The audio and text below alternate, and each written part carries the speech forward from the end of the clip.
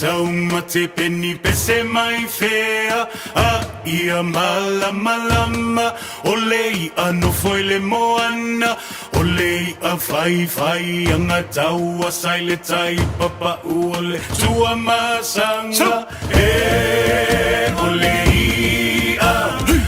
lei a lava o le ngata i fale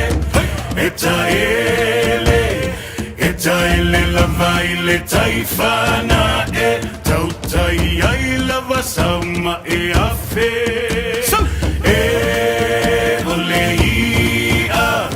olei a lava o le ngata i fale taele lava i le taifana tau tai ai lava sauma afe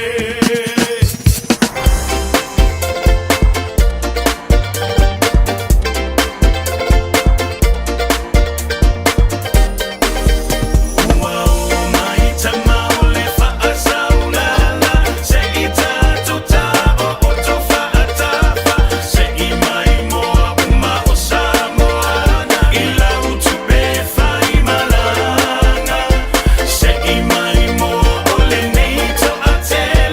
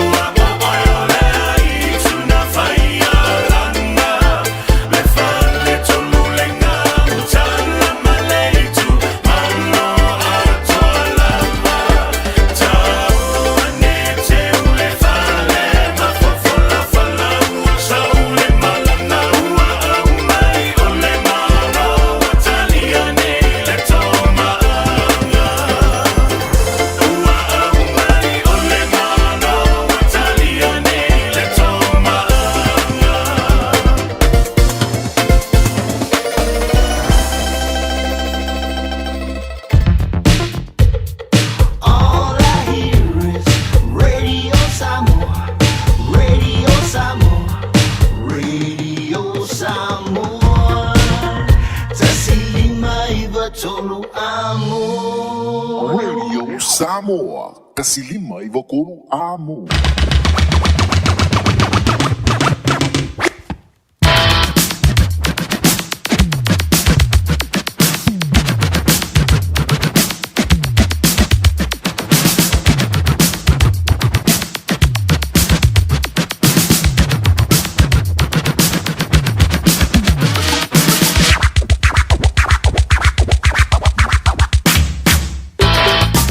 Lewa se fuluiva ma la famidu te bute ne le tu lai lua I le riva ngo la o le o la so lua so se fulu mo le fitu le di fo masino fe puari lua fe lua ono fi fi la nga fa tala fatu ma fa ma lo antu la mai mo la fa funga nga I le riva ngo la o le le tu fa wa will shoot funga le tru mai au kilani ni sila Radio Samoa tasi lima I va tolu mo mo mo fa ma lo trenga ya ti pe re yele to ma tanga mai le ta ona lila si o me fo stimuli ma wantu le wata to ma tai si o le foi ya le fia na nei ma lo le fio le faiva ma lo le o sai ya wa mai antu la so fa tu ngata la so ngafua ya le wata to ye la so lua ya fa ma mo we all the time we need to be to no o am kilani so today ya ta si o le dai so lo le yo fo fanga o le fo ya so e va bo poi lo to so formal man to wala in the yo la loa e fa tal vantu le vasingo la usale vi o lo folina e al finalo le tanto to ba le lang e so se fanta fa to la valenga tikto no Sila e be fo ia to lo umo le dila lo lang ba lo le talo ba lo le on sa e le ngate fa tal vantu e ba anga masani le tanto polo kalame to mama tina ma tu ai ma futo mai lava I le tau se yo le tu le time before ye to lo tu ai e se o nanga ni se le tanto o finga wenga malo le soi forma wi ma le langi ma o mai oe o mai o lua e po a mai foi le to fa le langa I le diva ngola o ya le wai nu to fa la o le wo te alu ya wai le ya le se o kalangwa a o la fo wa upo ngai ku fa la a wo mo le tani le sua ya wa fo se fa siliga malosi ile nga yantu ile fia na nei le malosi le nu ya tal si yo le dai o so longa le nei ya le fia nga ye manga wenga tutu me faiva lo filima ya o di si volo fia nga ma le fantu ai nga tausi yo wa mai ya lo wa umukuka ile le ya woli fa fia nga punga lo ki poki yo fa fia nga afia tu au malo ile de yaso yo wa isa uni tanga e pikir fana wa onga ya le talusia ya nana uma le la pising kapenga I luma ale o na nafi ya po le fi fo le sa ya le o le wa tanto ye le ya so lua fa po ya so lo to so fu ma ma to wola ai ina de te wa tanto fa pe so le se ma kwale anga kele le kap e de o se leanga le o se kau le te vai en tui fafo ia tātou. O le tūlanga I pio le iai se tala la tamai le wha le tonu o winga o le tangi nisi o pitoru o New Zealand. O lo wha pia mai ai, o lo o tele mea in tau o lo longa I le North Island, ina ua o antule ina e le pitoru o leo Banks Peninsula. Ia o ina le matua ngā pātia lava mai le pōna pō, ai misa le tai au ana li la. O lea la ua wha ilo mai e le temile dei se vaenga ua wha ngoina o le State of Emergency ia po le tūlanga foi lele ia ua i le wha le tonu I le foi vaenga o le tro o lo longa ia masavili e o atu I le se lau kilomita I le tūlanga le sawa lea sa va pe leo na lipotia mai I li vaenga o le pitonu o Canterbury I dai kalai stete o le vaitafe ta o Heath Coat River o le sa va pelea o na o tu lunga I ngutu I le pa o le vaitafe o le awala mi le vale o kala stete ma akaroa I le taimi nei o le o lo tapunia ya I le tulanga na o lo longa ma le fa le tonu foi o le awala o le laputa inga mo I la tau I nai wainui ma Banks Peninsula fai fo o nei te teleti munga ma ta whenga I le taupitonu a fai o nei ola le pao e te tauna wha puna le vai o na whato a tau mawhai leo le vai I le taupitonu o le makua ke lea le wha le tonu ia o le tūlanga foi le leo sua vai Wa mai esili antu ma le valuafe a inga o lo o pe ai le pawa inisio pitonu o New Zealand.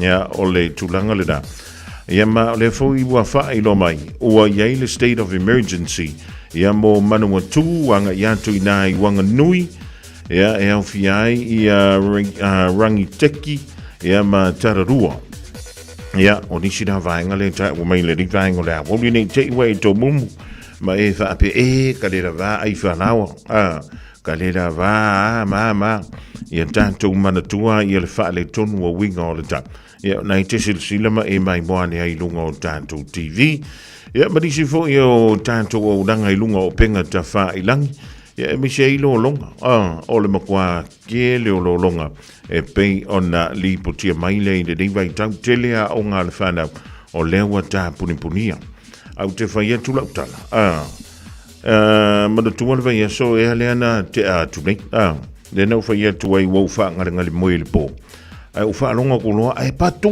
mo le bei fa fa ko lo mo lo ke nga pa tu ai le leva fa mai pa o le me io o le si pakanga al mo le wa ele ki se foi le wa malos wa lo wa tu le ta vale suki po moli ia nga la mingo ye lo ma wa si pakape lo male ia male wa malos si le da o le mele fa ye la tala sol o le tele o le fa mo nga ta to ile mele ta o le tis ai o la ina pe fa fo se o te fa yatu e makwa ele lo po le ala me la fa e fe lo ka ko isa mo voi le le mo finga ka fu ai lai fa ya tanto tang mafa io e fe lo fu tanto o le ya tanto o nga mu ke si fa e ma fe yo ko ka ile me ai io ai o la nga pe le pa ai makwa le lo po le ale me o le afa ya lo no wi o makwa ele lo ala po le ale me la fa ia ele le foi la le pe o le pa ai la vala fa so I lo wala tu foi le fa le inga fa tau mai le me ai o le tai au fa tau mai le me ai o le au fa ka mai le me ai o le fia ai a pe la le pa mo a so lu pe ko lu pe va yes so o le mo kwale lo ala po le me la fa ia wa le si me o ki ko inga o le a pe ko me le poila foi le fa ma fa nai le va ia po le mo wa ta tu fa le mo le me o le vai vela yang ka ko fa ngui fuila ia le nga kulang ka ko fa ngai ngui le spray ai amu ia tanto o le tulang le ia winga o le ta e pe on yai so tingi on tanto wang ia tu le isa mo ia wa foi le tanto so tinga le fionga ia le mai ava mai na vai le ding fo ia wo le la so lua Jalavantia Selina Siosi male ainga Frida Nawa Maruia le ia so mo to mo le na wanga ia tu ya polo o tampena fo ia piki le fana wa onga le tu wa yo onga I se tenye le o toi mamao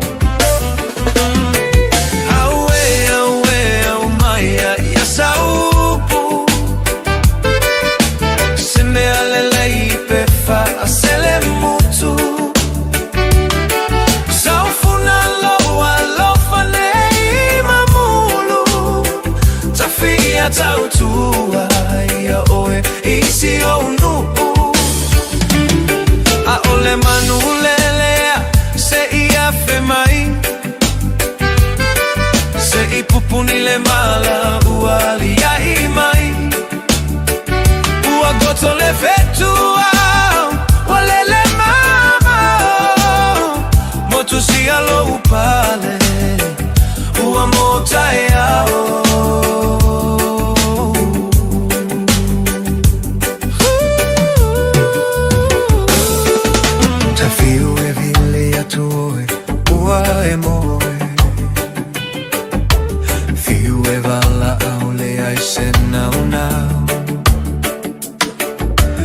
Silo uloto a popo le pei amole Mana tua mai ita La upele fa al mole mole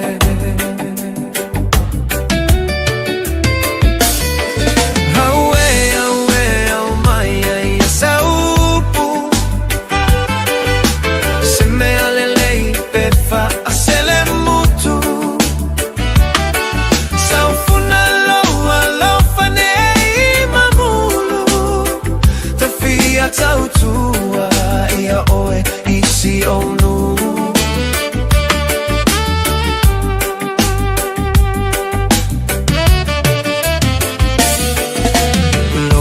fia fia e petua I fea O pusata fai po o fea ua fai ai Ae popo lelo uloto ne isatia loloto Ne ililo le alofa Ae fotua I se vai ona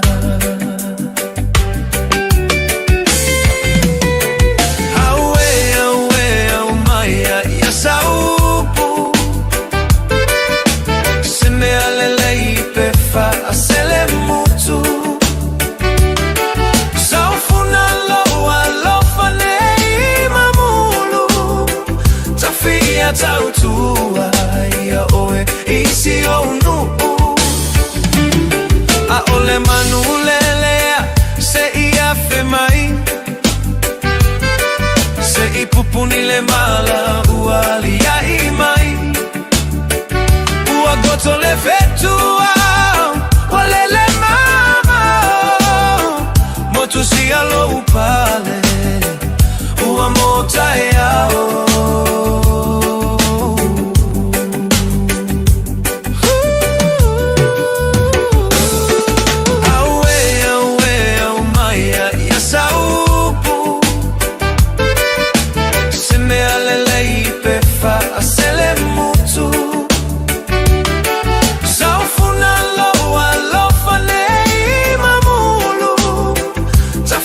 Tautua ia oe isi o nu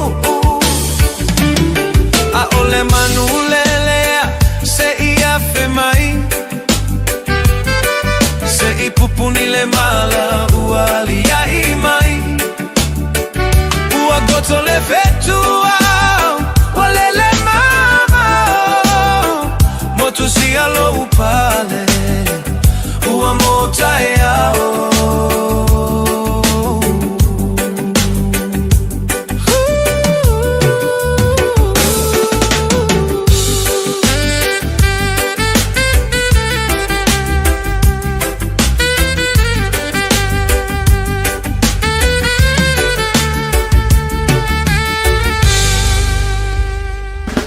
Sunga o whenga whakao e lo kawale fo maunga Max Ila. Senga o ka amilo e au kilangi. Mo koe foi mai lava I o Tara I le Tire World and Auto Limited. Lea ma o aiso skoi ngā meg ma pa o kawar. A ole me Pico City. E ngā le lua lima ka alalwa ia so le kokongi. Le Tire World and Auto Limited e te moa I ta avale ma pa o tau ngofia ia New Zealand antoa. Mo fo I se ti mag wheels mo so se tu ai ngā ta avale ma le telo isi au unanga. Warren Up Fitness I le na ole se fulu tala pia I wha I lo ieina e wha afafonga le Radio Samoa I nei wha abitoa. Talia wins quotes, cue cards, maisi. Walang lo le Tire World and Auto Limited I le lua fitu tasi tolu o mo pa uta avale. Po le lua fitu wha tolu lua o mo le whale inisinia.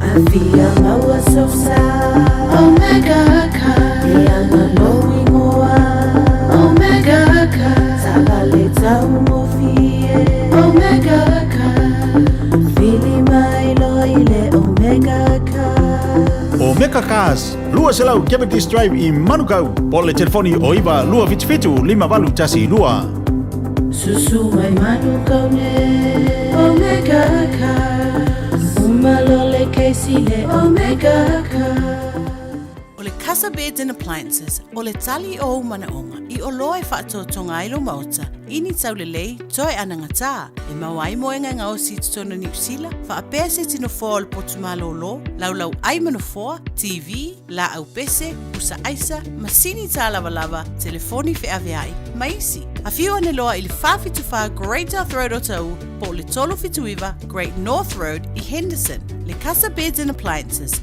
telefoni ovalu selau, lua lima whāwalu, ovalu selau, lua lima whāwalu. Te alofa Samoa o Mr. Cowboy Lenny. Whaafafonga ma mai mo mai pea I le Radio Samoa. Yeehaw! Pea talele tu mai sisifo, pese fretu uai a fasino mai le na whaanga, e la lele na o New Zealand.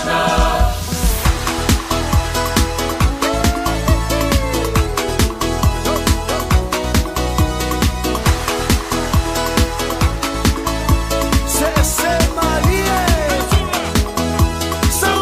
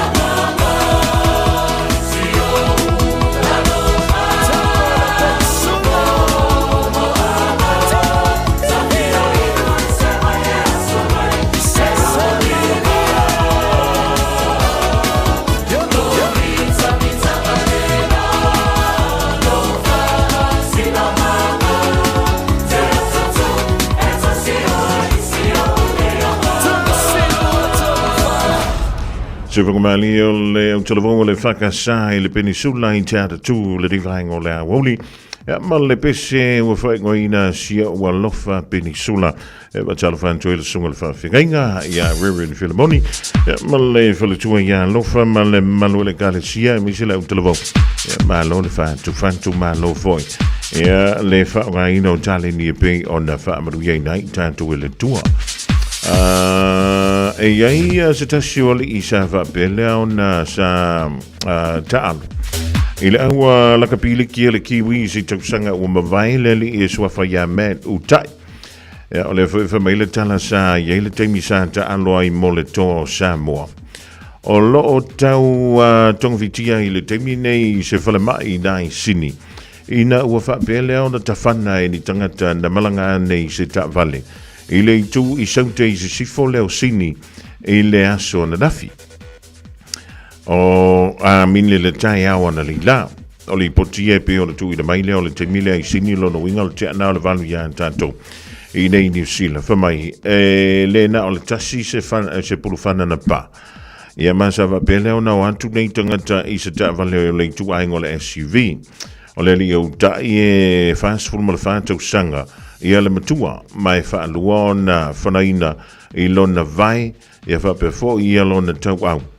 A oanga i antu le nei ali i lana ta vale alu e whainga wenga. O se tala whaadua no te le lea tala. I lo wala usu le tai au e te alu e tenga luema e alu sa ili le manuia molo ai. Ia e te iei ua whana o e se tangata. Ia o lo o tau fieleli i uta i le afo. I le whale mai. Ia ma o lo fuia iei tonga fitinga. Ma o lo tau sa ilia i leo leo. I le taimi dei. Ia ai la tau ia na whaatupuina le nei whaala lawe. Ia e whaamawhanawhana tui fo i le ainga. Ia po ainga woma e masani. Ale sunga ia Matt. Ia ono le nei whaala lawe. Mai o le li o Matt sa whapela o na soifuane tono au ki le nei. Ia ai le malanga tu Australia e sa ili ai le manuia le ta'alonga le lakapiliki. Se lau luas mo le fitu ta'alonga na i ta'alo i le ta'alonga melusanga o le lakapiliki a Australia mo le au o le Bulldogs. Ia ai fast full ta'alonga le ta'alo ai mo le au o le West Tigers. O le tausanga e lua afe se fulu ma le tolu. Sa whapela o na li tai ai le li o Matt utai. Sa ta'alo ia mo le au o le Kiwis e ta'alonga e wha. I le vale o le luafe ma le luanga i le luafe ma le lima o le talonga uma e ha sa whapele o le ta'alo ai ma au se talia. Ea sa whapefoi o na avea o ia masui o le tō sa mo i tausanga ua mawai whaatolu na ta'alo ia matau aveina o le tanga vai o le tātu o turu. Ea tālo sia o le avawe na maua ni tangata whape nei tā. E na ia au mai i lumai se i whesiria kuiai. Ea pole ane menga whai i fua ia le sunga ia Matt. A o laianga i atu ilana tavale alu e whainga aluenga i le tai au ana leila. E whaamawhanawhana tui fo i siona ainga. I le tūlanga i peo na tūlai mai.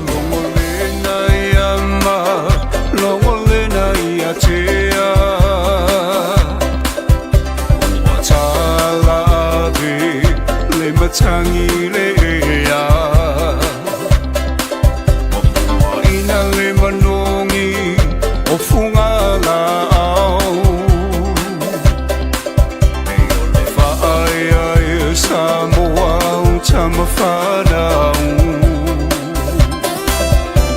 nei ti o le toia ina pe poa patita oto ilo nala sa tau sini o amanu malo i le toa lona loto o le toa malo si e pule alona loto o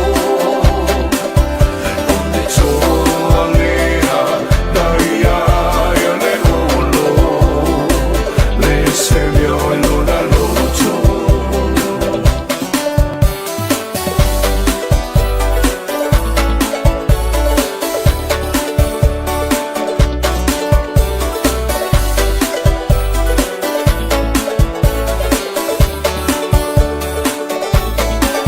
ua matua le foanga Samoa uanga o e lava i alulangi tele o whaanga tama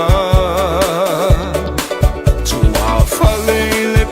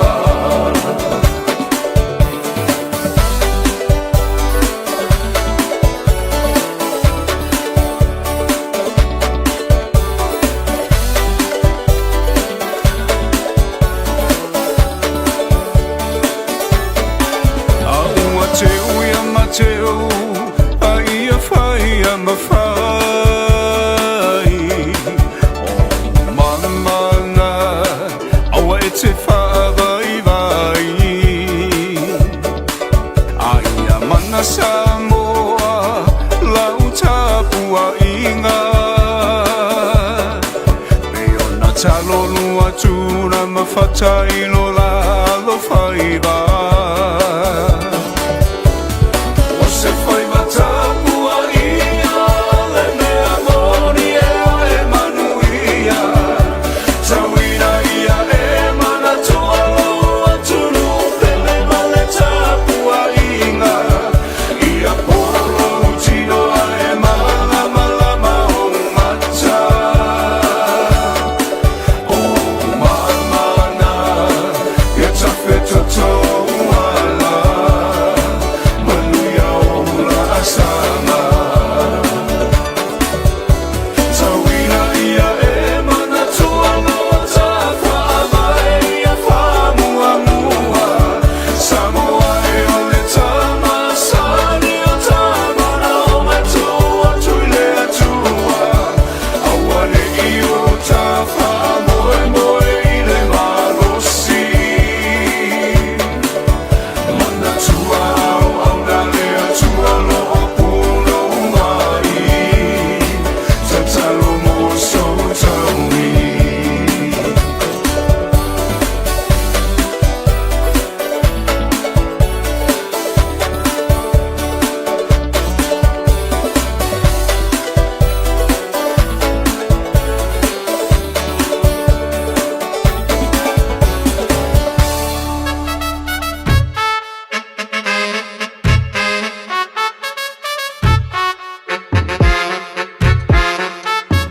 Eva aya kula oi nari ua sa mai nga oia ei ua pule lava ye yanga ia oi ea Saula ia Siva mai se yo ufa a fiestia Umai a Unga luenga Pa a tau pati Oso pelue lue mai Susau panga Tilipe tama Lava oe po o toi ina Uma ila Ambi pila Wali kama Shaue lava Famole mole Iai fo i se lo matua Ufa asina Fami se misa Wali tini Shaue lava Famole mole Siva la ia ile musika E famanga ia ila weva Aule fusia la panga E tupu ai foi o se misa Au manipo Oi mafuko fote au manipo Oi a winga fote au manipo Boom boom chika boom papa o 560 low Tino Kayla record yo Son of the S-A-M-O-A way night and day For my people, the Maro people The Ausuie, O Marie Vai, ya yo mai la ia Vika let's go Siva la ia ile musika E famanga ia ila weva Aule fusia la panga E tupu ai foi o se misa Ia i fo i se fafafinge Vai masoa, faso pomoa Wali kama, shaua lava Famole Pe ia i fo i se fai lele Fai sana sefe, falai pankeke Wali sunga, shaua lava E fai lau kama Siva la ia ile musika E famanga ia ila weva Aule fusia la panga E tupu ai foi o se misa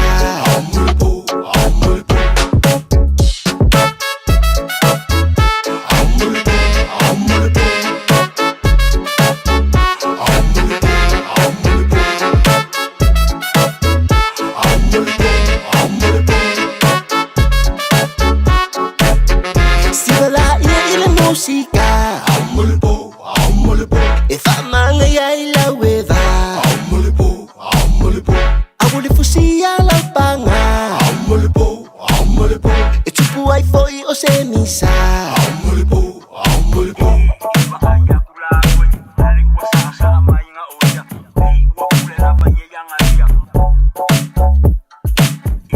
Eva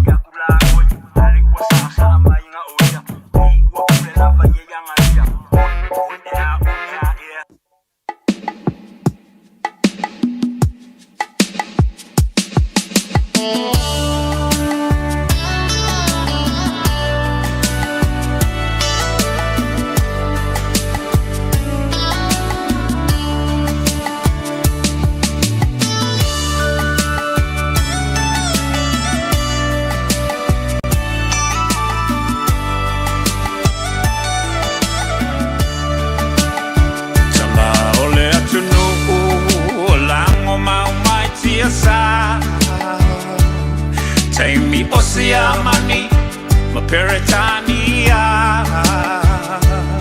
Loma e maesa ilimalo, Samoa ia saoloto, Tamasese, Ua malingi loto,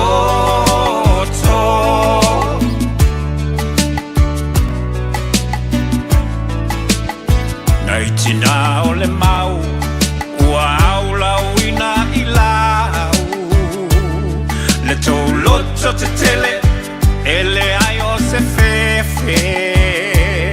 E au solo le pongi sa, ile vao esa ili o tama, e momoli. Nai alato tau mawhatanga. Lawaki alangona pesi o iuleo, ele pule ni palangi o la Samoa. Ole mau a pule, ole mau la maleta ua, ole mau Samoa mo Samoa.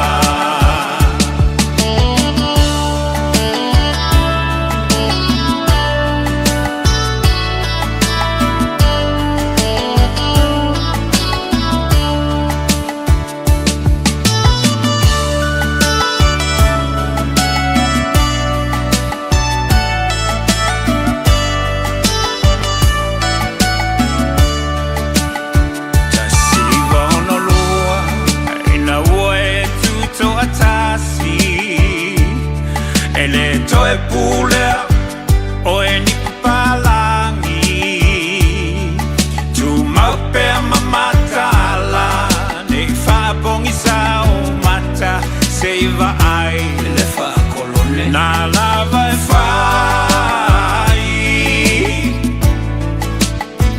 tu la fono uma mai malo au fatasi se o ai inga na fai e papalangi e tele lava ina fetena I matatu manga masani Samoa lauanga nuku o taule loa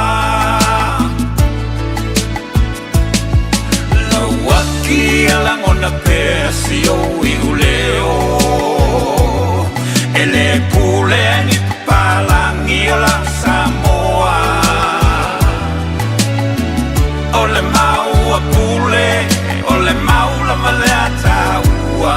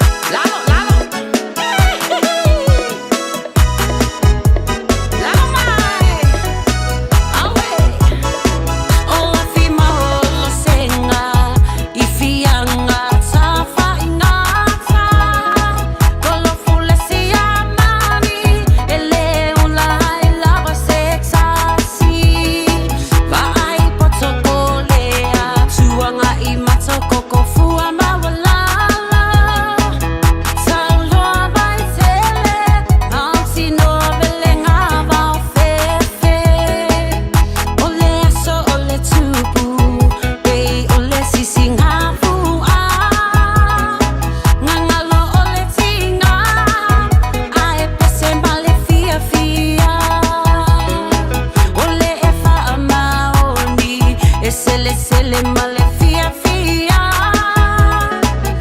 Ai sai male fili, be a sai ni mai ela ititi. Oh, awe ole tupe, esu engata. Tinga ole timu, fa pea male mugala. Sisi peni male kolo peni, be a tola upalen. Chusa ole lima pauni, ile masina atoa. Chusa ole lima pauni, ile masina atoa.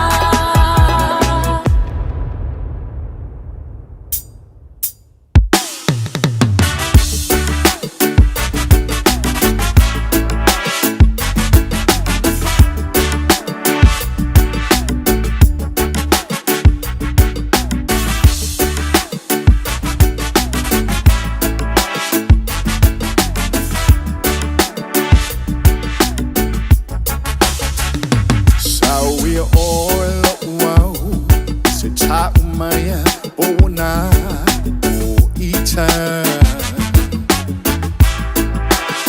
sa oto mai wau tafa musu musu mai ilo taringa se ta umaya etelo for morning dia iata ita awane ingalo ina ta fenganga Mai uma fafauna itupupea ia so uma. Le fia va aia oe le mana mea itai mi uma. Lo fatu ape io ma fafa. Mo ona mo oilo au ia so uma. Ole sabi o mau mamau o te tawa sa ai o fainga tamatina o me uma o te iai Ula pupula, ufa pe ona lo tol mal sau sau. Le pa faya vai tele, na swelo no no ya o ya soma. Asola, se yo le fa ba mo. Pa pele pele te a mai se ta fa no. Kele mo fanta, yo le mo te la. Ai fino pele no fa fa ma oni pe solo na. Ba ula no fa ya se kele, ka lo suma. Sau ke sa mi yo gi af ka ba e bunga la. Kele mo kala ka ba, ile a e bunga. Lili kai mga soi le vau, ngā pupunga. So mai o whika e kumau pe yo au ta wha. Mana ngā kau kumai wha pe ngā wai kau mara ngaro ai a. Ka kula i le mpuka, me keu no mai a i ka. Te suar te wa sai le pai ngofi o le polo ngā. Mana afu ye so kama wha, lau ngā la la. Mana mai pe ti ngā sunga, ino me unga. sabi o mau mamau o te tawa sa ai o fainga tamatina o me uma o te iai ole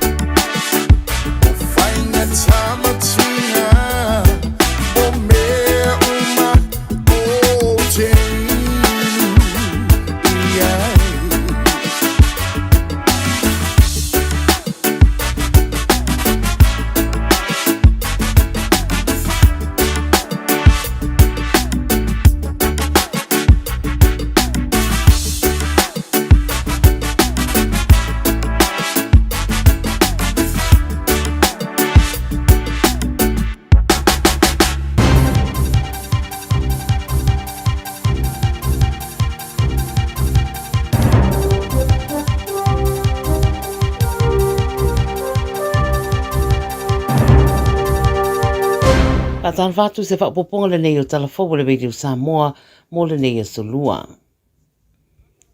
Ua lipatia i le BBC le so ua moni lava whatanunga o le lalulangi fōu o Trump, ma ua amata ba ia Europa ua whaia bawe a lātou whetuna inga. Ta ua le ripoti o Munich, e loa tele i ana whale o loa ma ta avale wheilafi, pei ta iwa wa ia le teminei i ona mga ala, le whapipi i ai o whailo ma whaasaralaunga whapisinisi e whaatatau i drones. Ma whaerua fwoi le ripoti o le tu i saute o Bavaria, wa avea ma lo whanga au tu o tūranga tau le puipuinga, ma le whaateko na rosi, ma ua taulai i aire wa ai i AI, whapea fwoi drones, ia ma le pota whaona pōnei e whausi ai ta avale ma whaiona whelelei. O whaeroa le BBC o le unga o ni whinangalo whaaria sa o ina, wa iroa ai, e siria ma le rua vai tolu o tangata Europa la tau te langona, wa le ua whaamata wina o la tau o tunu. O se amani le tunu mai rea whaetua le rarangi, o lo malosi i lona tu wina o whesosoani tau militeri maisi i a Ukraine, e maise ina ua tau fia whesosoani a veane mai Amerika.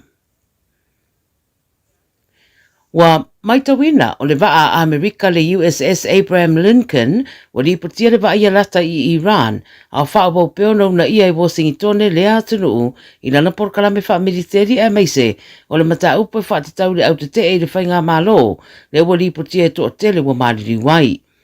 O le vasa nei wa fuafuai le whonatanga a sui o Amerika ma Iran i Switzerland ma wa whairoa Iran o lea whonatanga o le atau la i le lato porkalame niukilia a toai ma leono ave sea o sa whaia e Amerika ia i lato po sanctions. O le vaa leo le Abraham Lincoln e na te whea vea ia le iwa se pulu o vaa le tau a Amerika ma se au vaa e siria ma le lima afe. Wa iei ripoti o uta wai wanga i atu fo i leisi wa atele a Amerika le USS Gerald R. Ford i sasae tu tonu mai ono taunu i tonu o le tolu vai aso lumanai. O te whaafoi ese mai e leo i Suria se kulupo ni tama i tai ma tamaiti mai Ausitalia ina uo ese mai se camp po se tonga la wapinga i leitu i matu i sasae o Suria o se no whanga e whaamautu waitanga te wheta ua ina e eiso o tanga i le ISIS. Ta ua le ripote le 9 News e leo manino mai le teminei, pe o le awhatanu ina la rātou whai ngā malanga a o le rātou lo o au fia le kurupu lea e tōru sulfata mai ta imata mai te tō sultasi mai a inga e se furu maratasi. O whai lo le fuafuanga sa iai e o ese mai le camp sa iai maanga i atu i le laumua o Suria o Damascus ma where leia nei i Australia. Le mafua anga wali putia o te tau fia i rea fuafuanga mo le kulupu lea o na wata ue le i mai a petuna ingolo o whai e whaatatau ia i lātou ma le ale ma whai no whai malanga ma wata e fo ia i le camp. O le whaamtalanga ma le whaatonu le camp le wata uai o whetuna inga mo le anga i ese mai Suria o ia tangata na whai alawa o lātou a inga a leo le malo Australia. Wari putia le 9 News se whaamtalanga ma le malo Australia e la tau te le ave sia mai ni tangata mai Suria o na e wha mua le saunga le mua tangata Australia ma le puipuinga o le atunu.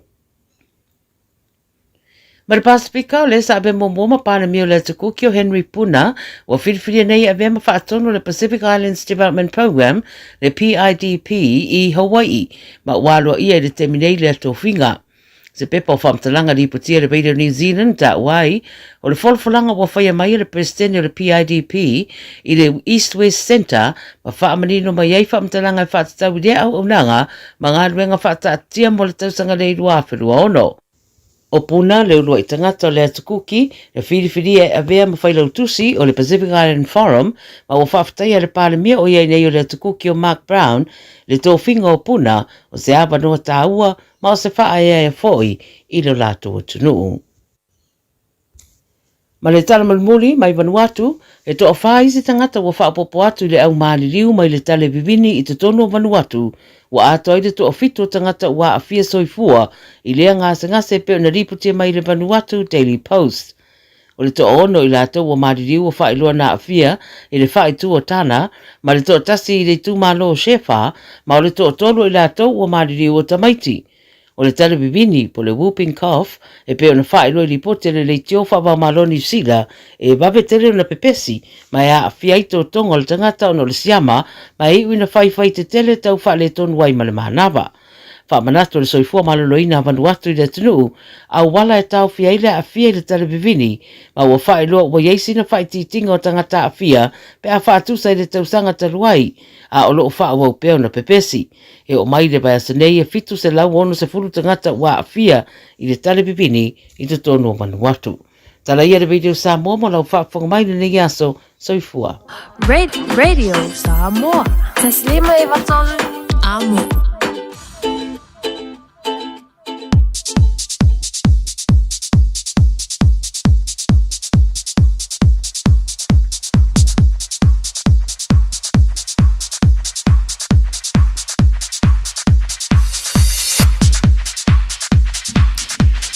O le dawa whaafonga le turu ui seu tō tōna o tātou tala mai le Pasifika malalangi pe o na whonga dātu mun tāperina e le whaletua ia Miriama la toa Pomari. O le tūmila la wantilo se antia fitu miru tō te nei le tūlai tōlu tōi whaatalo whaantoi le nivaengo la woni I la mai mo malau whaafonganga foi le tautua whaawau a le tātou wala leo Radio Samoa tasi lima I watolu a mo. Whiwhilanganga I nivaengo le aso leua maua le tātou whilo inga masani ma le whionga ia lilo maiawa mai na vai le sui o le tātou wala leo o le whapea leo nga lua mai tono le tātou. Toro wala vai ia longa puiri o lau taupa ia ma lau tau malu inisi fo o mataupu o lau lau walunga I Samoa I le nei fo I vaitau. Ia, talo whanto I le nivaengo le aso lilo maiawa malo le ngā lue malo le wheo le whaiva I ngā lue ngā amanta foi o le nivaengo sfo tātou o lia malo so I fumaru ia malangi emma. Ia, patalo whai lau whatarainga ponga mua, ia, whapea foi tātou official Radio Samoa I au kilani New Zealand nei foi vaenga o le aso. Ia, whapea foi le mai mua whaafonga mai a se tātou atunuu. I tawhai fio lalangi a me se lava I lo tātou ainga I New Zealand. Ia, whapea foi I Samoa nei o lo maua tātou whasalunga ma le nei pol kalami. Ia, le pule alofa le atua o lo solonga manmia lava se tātou atunuu. Manatu foi Ia o le tausinga lava lea ma le alofa muti vale o le atua o lo mwhai ai pea o na tātou whailoa I le aso le aso e ala I tārsanga le fupu maua le avanoa ia o tātou whailoa I le nei tūla e ala nei pol kalami ma lo le soifua manwia. Tātou te tau whaiwha malo lava lilo malo le tautua e malo fo I le taua ta I tiute mga aruenga I peo ngā pāti ai le pa ia e ma le mamanu fo le tātou turungu le rewhai asolon tolu o Februari. Lilo Antonu o lena a waila u fionga I le aso na nafi le tūlanga fo I le peo na maita watu. O lena whilo iai ia le kāpeneta ma teitei fono. Ia masuyo I tūma lo teitasi e to a fast funu ma le vat. Ia wale sa ni ngā lima lena whaatonu ina I le aso na nafi lilo mwheo na e sauno I le tūlanga. Ia sa o le lei lava o le whaamoemoe o le malo o ana nafi lena sa ni ai malienga. O le tasi tesi valu miliona tāla mo I tū malo te tasi. Tātou amata mai tūlanga foi lele o whemesa o le tasi valu miliona tāla. Ia o le ana iaile folfolanga al tātou malo fo e tūla I mai ia ona toi wha uma mai leo le tupe o le 5 miliona o le paia inga leo o ngatu. Mana tua foi na polomisi mai le fast I le taimi mua a o le I mawai tu e lua. E mawhai ona miliona I tausanga mo polo keti o atina I tu malo te tas. Tu whatasi lai tono 5 tausanga se paia inga e 5 miliona tau ona maua e le tu malo. Ia o le tu lale na e umalale ina o tupu fo ia whawhita au lima ma le ato aile le tūlanga o le whainga malo o le faste pe ona i pa inga taluai. Ia whawaulo e le whainga malo fia me ia manisi o le kapeneta. Malana kapeneta ia o lea lana na le mau aile ato anga o le 5 miliona. I le tūlanga foile le tuai, tu uali poti, tuai le whaungaina o se leni le nā taimi. Iai ato ai I le poloketi o na mata upu whaaloto I whale. Ia whapena fo I le whaasoasoaina. Ia matulanga mwhapena. Ia le nā lai o na tuai. Ma maua I loa le awanua. Ia ua ngata I le miliona lo na tolu.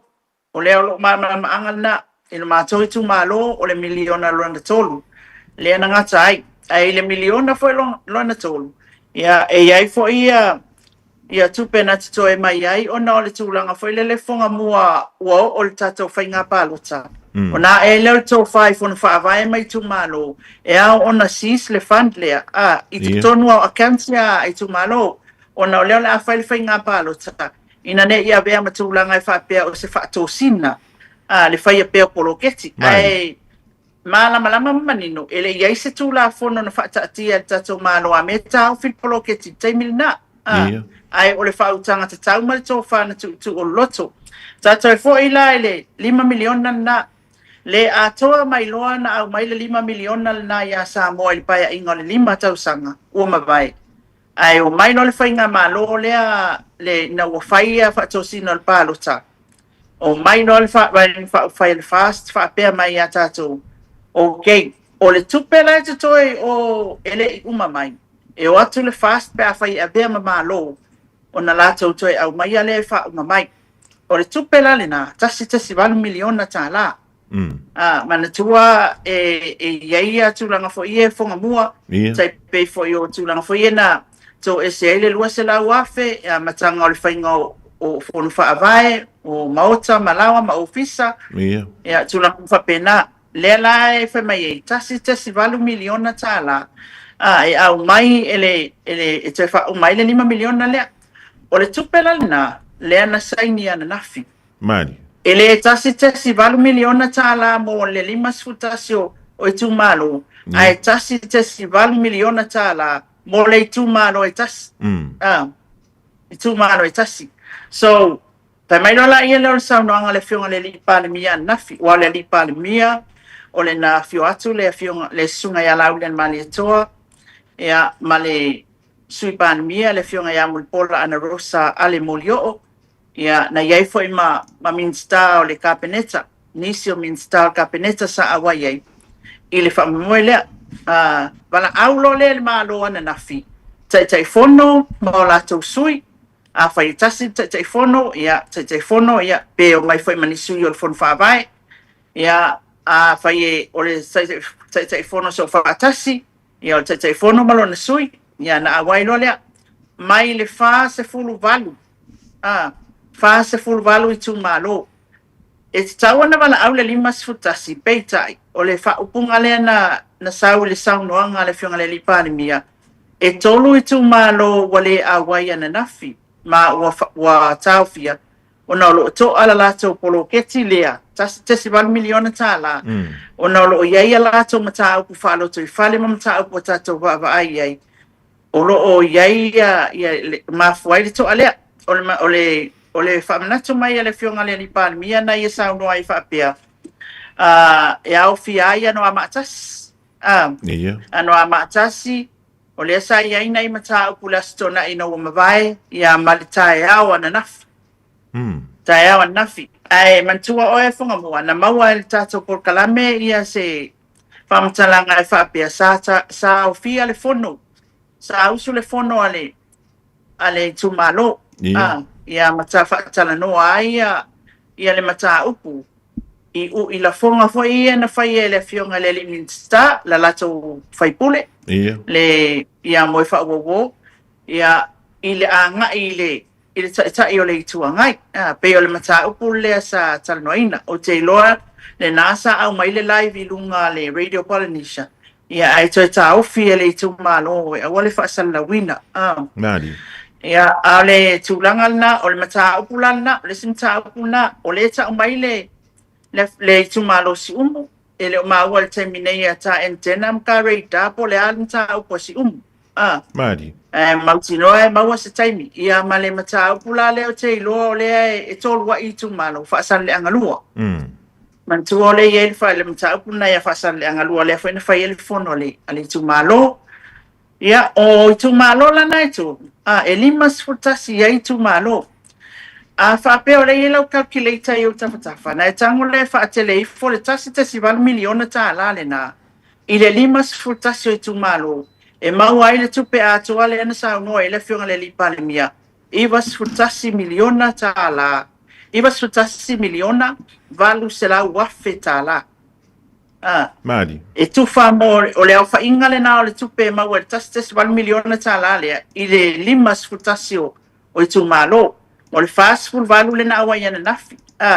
E isi sasira kia ngau ke ai koe ese ia ai tango le lei oile e fai ia ole saunoanga le fionga le lipar mi ola tu mai le taimi ola e sauno ai alwal na ia saunoanga e ole e sau fai atu la tunu ia o tatou la le e tauna fa tele le leile le tupelea ia le la mawaile le tupelea iva sfutasi miliona valu se la wafetala o le tupele na le la alu tua le na saini ana nafi e fast for valu ia i tu malo ia o polo keti la ia o fia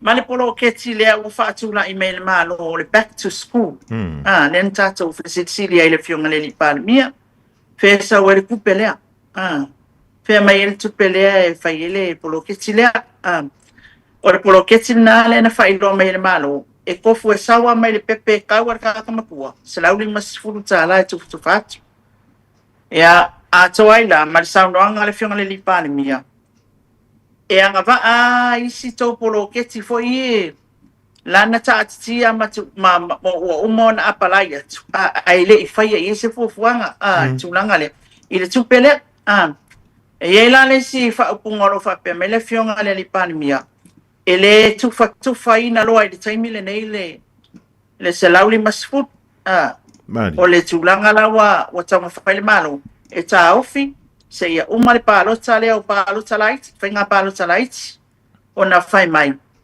e te ufa petanga te ufa peta to ai wa fai se fa kosinga ile ufku fanga se lauli masfut ia fa male fa punga fa pea uma le palo kala so furfi fa pea o to fi tu fa la so fur valu la se so ia ona tu fa la ia le o to se le ni le fonga mo o nisina tulanga ona fa manino mai na fi male tala fa no la luas furu lima i tu mano ele i o atu ala tu li poti ma atu tonu ia li poti ole o tu petal wai ia ole e termine ole o la tola na ia ole le fa i lo mai selis o ai kongi ku malo ia mali e pe o tulanga na le tau sili tu ia lilo fo ile le wale na e awa o lena ta wa mai le lusu ma limo i tu malo le u mantu li poti ia le o toi saini le tasi ma le valu miliona dala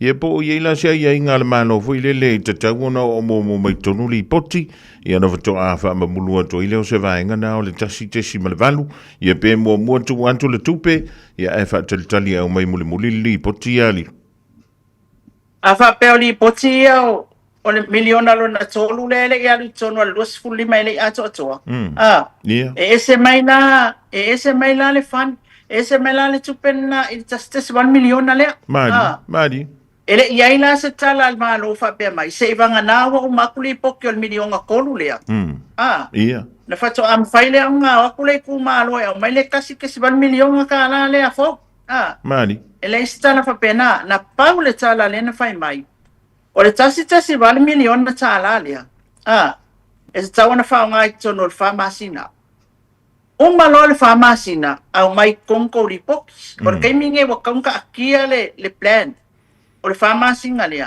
i le officer i ntanga renga tinam mai tai awa le plan wa tina e la fatino i le tupelea vai sawa i tonu male vai ngale se lauli masfulu o le tonu 2 miliona vai ngale se lauli masfulu ko wa fen mako ku malo me umana sa i inga fia inga me umana fa wel tu pe fia ko ese mele kas ke 1 milion kalalia ya afa yo like ko for example alu le balu se lauli vai ngai mo inga ile back to school ai ko mai lo milion ia fa mai lo lai ma ko ku malu ia ole fa ka inga mele ka ke o ia fa penei le miliona na au mai lo fa alwe tato polo ke tientu ua mai il miliona tolu ana tangata ia whatever na mai applications o mea ora to polo ke ai le fai le miliona tolu fa alwe lo la ia le ia ole li pokila le ke ka ki kala ngoi le was fully mai tu mal ele fai malastala al mal lo no winga o le fa tonu le taimi le nei i tu malona au mai ko konko reports ma mea li siki o kika o mea ngani o na faile o tita au mai tonu le li poki le ngau o mga audit.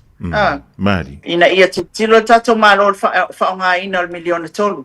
Au lena tau tala masau noa le fionga le li pāle mia na whila tau ia i le tasi miliona tala lea wala la abaku kua. Wai malonga saingi in malianga, ia inga isi me le vānu kangalwenga i e lua le mof mali. Mali makangalwenga tinam ta maitai, ia alu le tono le o le tustupe. O le mea le o kele o kele i wai sa fia mana o ali tele o ta fesi. Ene mo se kai milanga ele tio fo se tele tu malo na watu. Ia ale sa fa ia minsta le fionga le super mia ia male minsta fo le mtangalwenga.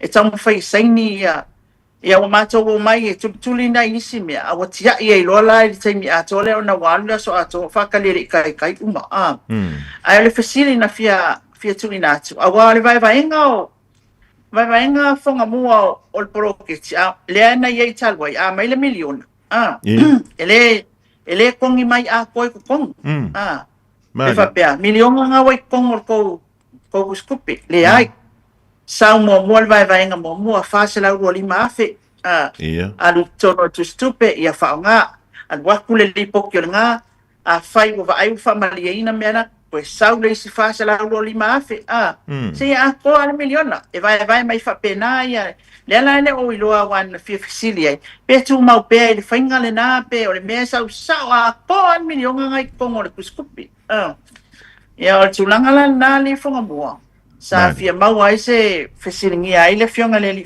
alimensta ia awale mau se tata wa no e manatu fo yo se taimi ia ona fa manino fo ila io tulanga ia e ia tulanga na suia wa suia al poloketi le nei o le pefale o te ia te minei o le swinga o tato marienga fa mai le fa ponga le pepa o le au te lenga o swinga te tele na fa atino ina ile marienga tau tupe mo tupe so soani e tasi miliona ma le valu se la wafe mo le porkalame mo atina e o Samoa.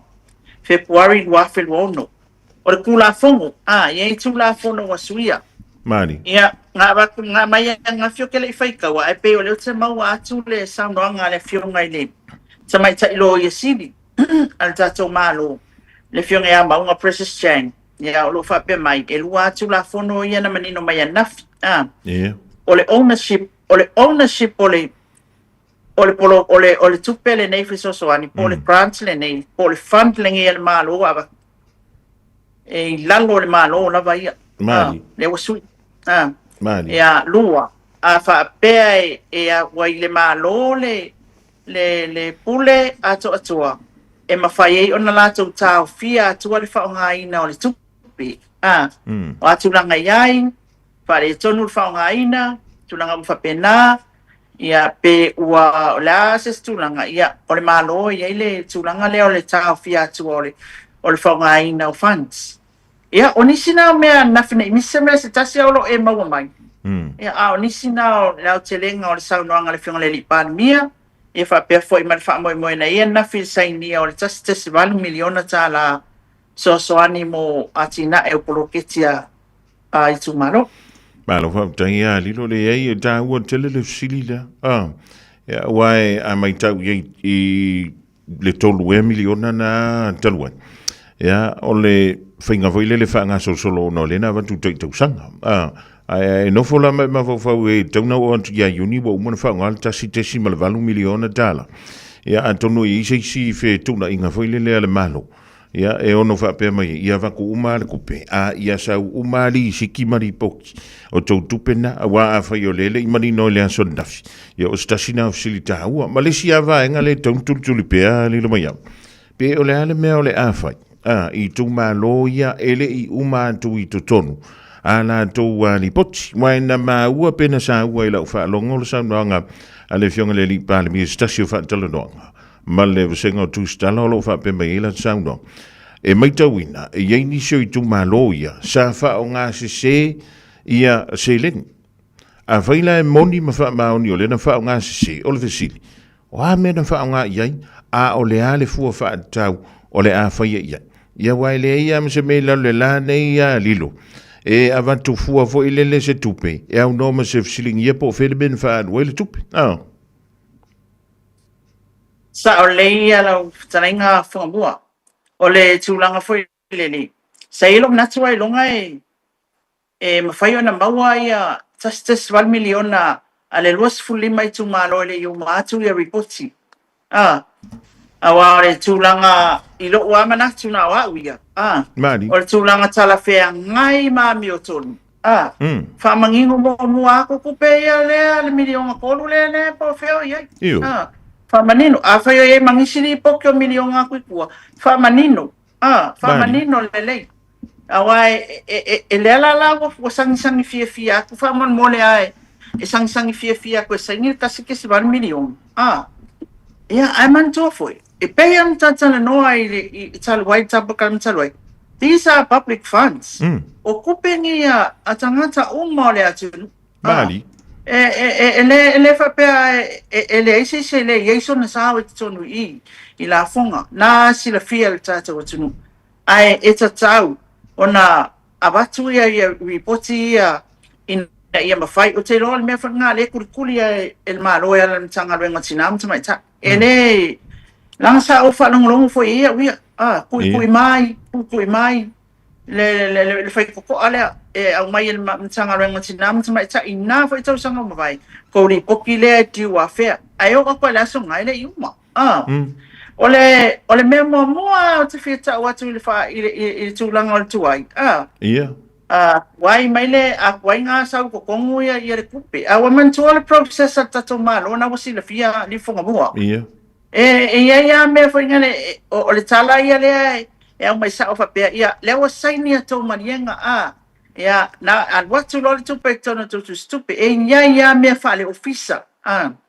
Abatu I le mof ia ifo ia la tau mo ia mautinoa e se kiua le lei le fanda o le aloku I kua e sefe la kou I lalo le tula fono mea mwhapena whala le tanga renga tinam tamai tai e leia se me whapea ngā saingi ngeia e la ngeia la mo mai kongo kuskupi ma kou e ngā mai kaimi I nā tau sanga mawai a saingi nei malienga whatatari pe tolu pai aso ia whamero lawa I le kupi ole tracking a foi langa ole taimi le mana mia Lele. Track le fa asoa nga mailo le kupe nga ngai kuponga le kupe mako o mailo I lalo koe I lau kilo le plan len ave tonu o tala fea ngai pea awa e isi mia e sau le fan lea what you kai pei fa kai ka inga o pili o tamaiti sau le fan lea o sau tonu awa ke amal se mista mua mea na fai e lo le tonu e niso fon whaabai. Awele tusi o I le universitelia, ma le universitelia,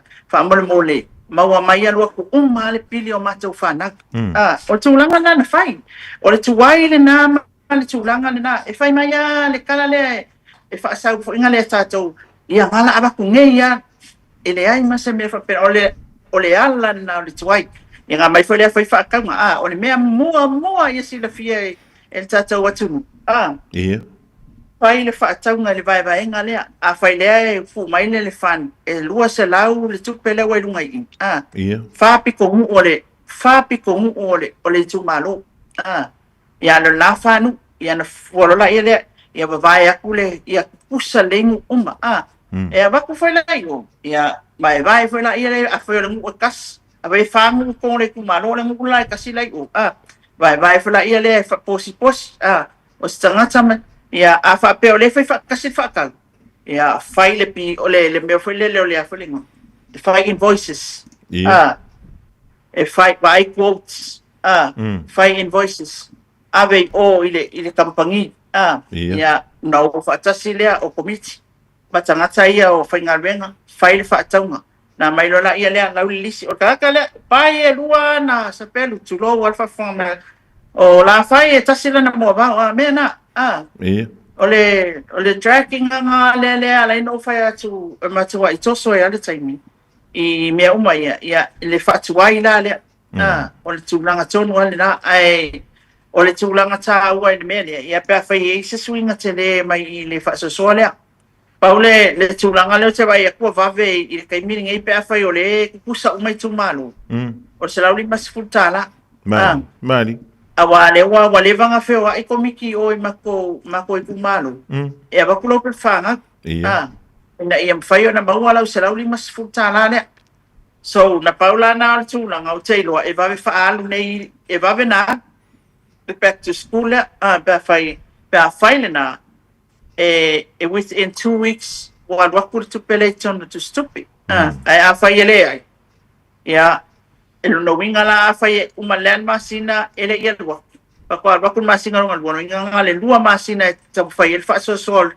Tasi 1 miliona tala lea. Ia o stulanga wha pena whai iai e la in toloa. E umalonga wha soa. Vai la o inga luenga whinka. Umalona wha soa. Wha tau na whai li siki mea ka penga li poki ali. Ale I omale ma ofisai. Ave o kika a whai engi mea la e fi mga malu. E take for el kai minesi mea nga. Yang koi fo me la ia la su e mai le fi mala. La su e mai le mala. Ia na ave rei. A mai ni poki o kika mai kilo e komiti. En tilo foi la ia le tulanga foi le. O a fo tuanga I wa au mai le poki. Tele fo tuanga foi mai ngi koi cashing a mai ko checks. Yeah. Ele whakanga mea ia cash ko checks. E wa e mea ngai a kako. Le kai nua va me fa mai. O le sa cash power. Fa mai ia e fa mai kusi mai sa cash ngale cash check ngale ka mai sa cash power office. Yeah. Me fa pena. Ia ba kula ro kika. La ngai la lo tsa ia la tu la fono.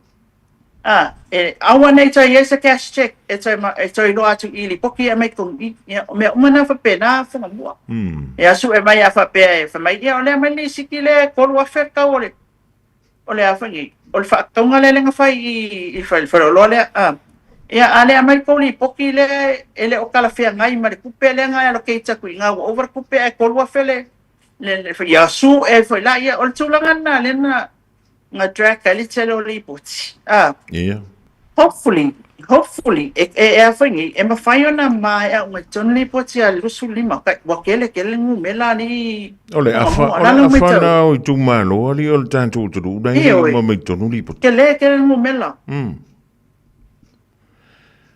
ya ai talo si ia ole a maua muli mai wai le tau fia ina le siringi e pea po fela me wo I ka ko ri pokinga a ori poti foi o le wo mana va tu ton o le si vesi o nga ma ko a le leina fa o nga ina se leni wa o me na fsili ita to ya tina ne o la nga fa male mtanga lwenga le o tupi ye male mtanga lwenga o tina ya o mana ye o sa o li poti fa pe mai o le kuma lo pai mala fai ma kua se lau pasene la tau whao ngai no tupe o poloketi ia o le tuma lo o whai ma whasifai ia te le alfa le tonu le ia ai toi tau whai mai ali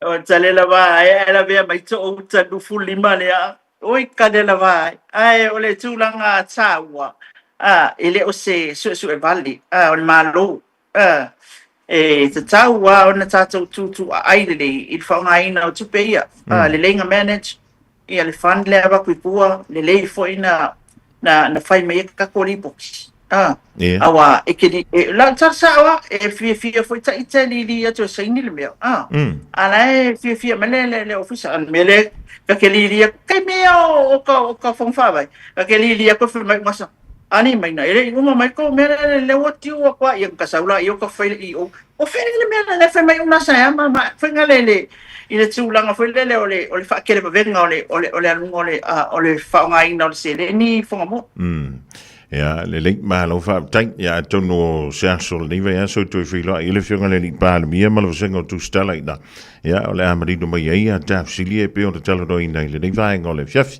lilo la so nafi pe on ma sinia ive so uma ja ta tu muta pu ina il fam sidonga o ani va nga na tawde ja lo silsila la so nafi ma le so o tele ia lo le kako whakasinonga o na ole tūlanga foi lele o le na mato I tai umai whaasoanga o le I sai ninga o le tato polo keti lea tastes 1 miliona ea a le mauatala o le pawal mata upule na umawa mai le whamatananga I whapea o le mata foi lele I le fionga ato le forma ainu I le na io la mulianga foi le aolo o tangi ai le tofa asiata o le awa mau mai o lo whaapea mai na tau tārsanga aina tō lau lam tā upua nafi ea tārsanga fo ila I mo se toi fo I atu I Australia o talia le whamasinonga Ia atua ai ma le tūlanga whelele o le tāsanga pe mwhai ona tu mai luma na la mata upu. Mari. Ona o le tūlanga whelele wa i ulaile na tu e whaile hearing. Mari. Ia le lau tāsanga pe mwhai ona tu mai luma ia me. E fua fo i le tūlanga whelele o le whewa inga lea. Ia. Ia o lo mau pea la tupe. Le ana whai o le surety, fo i le o le bond. E mau pea i o le whamasinonga. Ia tupe na tongi atu. Ia o le auto e tala mai fo i le tamai tai whamasino le awanua. E toi malanga i Australia. E whaatali ai la me le auto mai ai. Ia le whamasinonga i le aso sfulvat. Ia. Ia o le ala wa wafuafua ai le whamasinonga i whaatau nui na i le whamasinonga na i le aso sfulvat. Ia ai eisi ala mata upo i fio mai o Lands and Title Sport i le aso tolu me. Mari. Ila o mai ila ila stolo me ya so lima lam ta ia mafa tatali ilo ila sfulvalu me il hearing le le mata upule I molianga ia e pay for ona anginga molianga la vol defamation me ia o le faleanga ino le sa le yo se tangata Mari. o le tulanga lana na o mawa mai famasinonga ia ai o te ilo le tele na tula ia ila to fo ie o tato tangata ina moli atu. Ia, na e maa waile Story of Samoa Observer fonga mua. Ia. Ne wa iore ia le ali whaia o ngā whaile i o na molianga. Ia, I lungo al whamasinonga I molianga wa le ali whaia o ngā le whapea na maua mai le I le reida leo I tūlanga o whala au whasaina. Mari. Ia, le laua maa ua o nā wa ioina o na molianga. O le awhangi, o le vaiasan tene, o le ana iei le tūlanga whale tonu fo I tātou whanawa o ngai tai I le markets. Whawhata bus. Na ai ai ele nā tia o sa mta upu fo I lea ewi lava ina ua whaati ngā taringa fo I le whaafonga anga Samoa ia lea mionga al whanau. Ia ele mwhenitatou alo ese mai ai lea ngai le eise isi e wa aia matau sia mea ia o tātou mātua a inga o le malo o ai lava e tau ona anga ia ne tau mwhaile whaafitau li lea ia ua tere fo itala iai au lea nai maa ua mai nei ia o le whaua suspend ia pe ua o whaatea mai maa onga ia le silia le lo se furu ia tamaiti a onga lea e maa ua o lea sa involve le sa awai I le vevesi lea na whaatupu I tai I le palwhata pas ea onga I lua na le ta ua se wafa e o tūlanga na le iai nei o le suspension la o tamiti nei le o wha ato mai se whamtalanga ea sa wha o yo I atu su tātou wa manoa I ua onga nei I mawhai o nao tātou talanua po le ase tūlanga o iai e la fo se tilu o lo malanga I le fionga I le sui komsina